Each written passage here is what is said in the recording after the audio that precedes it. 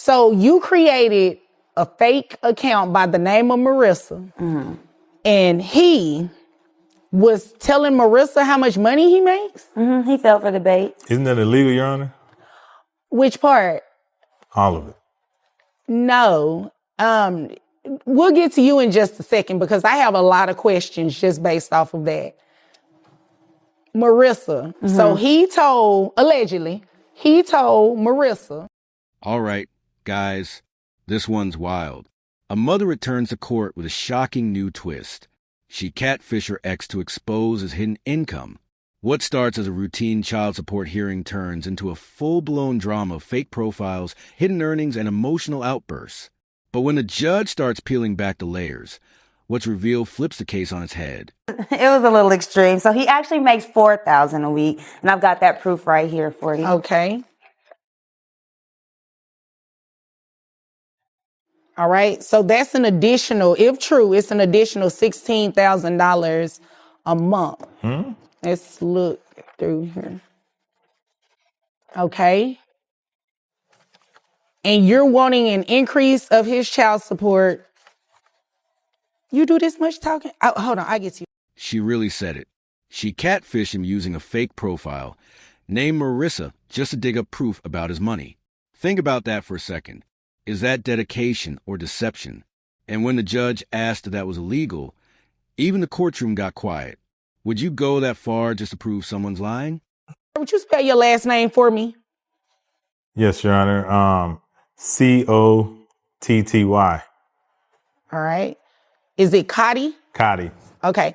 Mr. Cotty. Yes, sir. Yes, ma'am. Yes, What's going on? What's going on? And when I'm asking that question, I'm not looking for, what happened in your relationship and went wrong. We've already established that. There's a court order that says you're supposed to pay $768 a month, okay?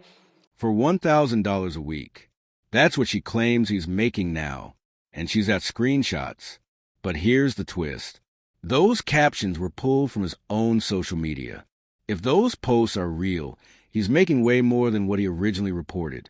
But is social media enough to prove real income in court? That's my assistant speaking on my behalf. So it is true. It's my assistant speaking on my behalf. Mr. Cotty, you show up to court for the first time today, and the first thing you want to do is waste my time. No, Your Honor. No. Please no. do not come in here and waste my time. It's a very straightforward question. If they're posting on your behalf, that means what they are posting is true. Yes or no? Correct. Okay. Here's the moment it all unravels. When asked if the posts were made by him, he blames his assistant, but then admits the captions to reflect real income. That right there, it's a legal landmine. He walks straight into his own contradiction. What would you do if you just trapped yourself like that in front of a judge? Right. Just go to the hospital when I need to go.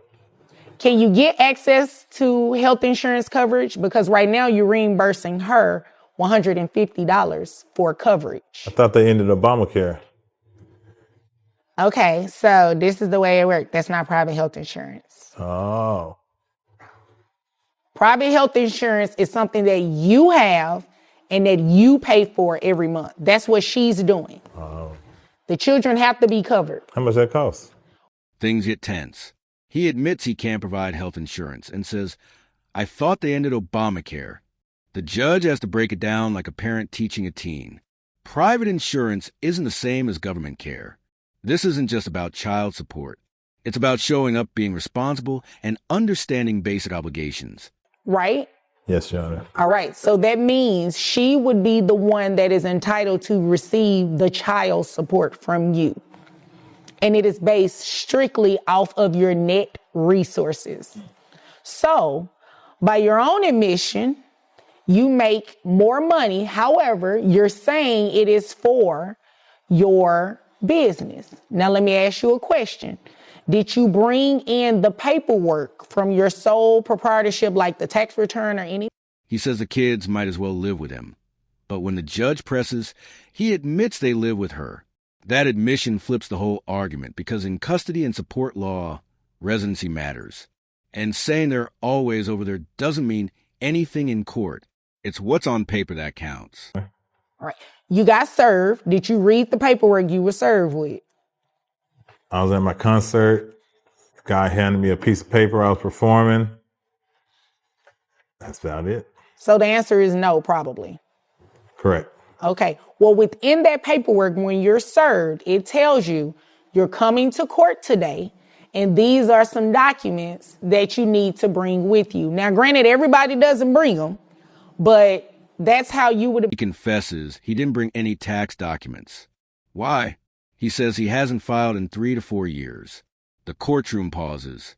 The judge does her best not to explode, but legally this is serious. Without those papers, the court has no way to separate his income from his businesses, and that's a dangerous gray area. So this is what we're going to do. Until you bring something in here that shows this income is not yours, your person, it is for your business, Texas law says that it's a net resource. So it has to be included in your gross. Do you understand what that means? What if I stop doing my fundraisers? Well, you're currently doing it, right? The judge lays it down. If you're posting income and don't prove it's business only, it gets counted as personal. This is huge because even if the money is for the label, the court sees eye. So he did exactly what he was supposed to do. He came back to court. Even though he fumbled around with it, he eventually told the truth. Okay? So you got exactly what you wanted. So why are you being mean to him? Why are you being petty? Sorry, it's just a lot of built up emotion. Because I she's haven't single, seen Your him. Honor. That's all. Huh? She's single.